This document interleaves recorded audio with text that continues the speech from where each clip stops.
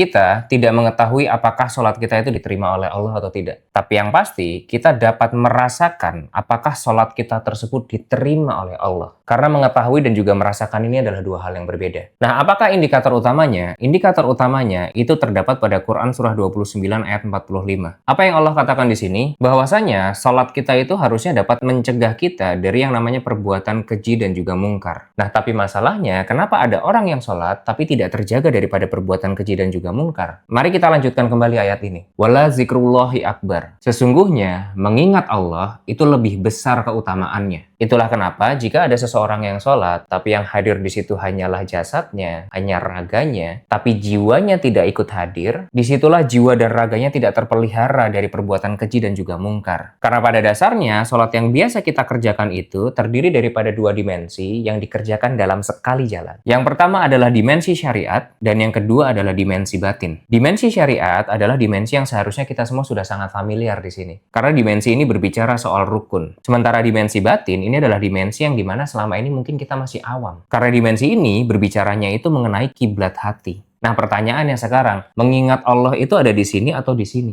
Di sini kan? Bukan di sini. Yang di sini itu hanya melafazkan saja. Tertanamnya di sini. Maka dari itu, ketika kita ingin mendapatkan reward dari Allah berupa kekhusyukan dalam sholat kita harus mengintegrasikan keduanya. Bisa tidak kita mendapatkan khusyuk daripada syariat kita saja? Jawabannya bisa. Hanya saja, karena syariat ini bersifat eksternal, maka kekhusyukan itu tidaklah abadi. Dia bisa naik turun, tergantung situasi. Karena memang ya, konsekuensi daripada sholat yang tidak melibatkan batin, itu adalah satu, iman yang naik turun. Kalau realitasnya bagus, dia percaya kalau Allah itu menyayanginya. Tapi kalau realitasnya sedang tidak bagus menurut ekspektasinya dia, maka dia berpikir bahwasanya Allah sedang menghukumnya. Yang kedua, adanya jurang antara ibadah dengan kehidupannya. Banyak kan kita jumpai orang-orang yang ibadahnya itu sangat taat sekali, namun dalam kesehariannya mereka tidak pernah mengalirkan rasa welas asih kepada sesamanya. Lalu yang ketiga, hidup tanpa kesadaran. Hidup tanpa kesadaran ini gimana sih maksudnya? Hidup tanpa kesadaran artinya hidup yang dibimbing oleh ambisinya, bukan melalui intuisi yang dialirkan oleh Allah ke dalam kolbunya. Maka sekarang, pekerjaan utama kita itu bukan hanya menyempurnakan syariatnya saja, tapi juga kenalan sama Allah. Gimana caranya? Saya sudah sering kok bahas terkait hal ini. Bahkan saya baru saja bahas di video sebelum ini. Jadi coba cek aja ke sana. Dan nanti, ketika kita sudah bisa mengintegrasikan kedua dimensi ini, disitulah pada akhirnya kita baru bisa merasakan bagaimana sholat itu mengubah dan juga memperbaiki hidup kita. Dan di sini saya nggak hanya sekedar bicara besok lebih baik ya, tapi bahkan dari perpindahan sholat ke sholat ini pun kita akan merasakan peningkatannya. Mulai daripada hidup yang lebih khusyuk, hidup yang lebih bertakwa, hidup yang lebih mencerminkan akhlak Allah, sifat-sifat Allah, dan juga hidup yang terjaga dari nafsu rendah.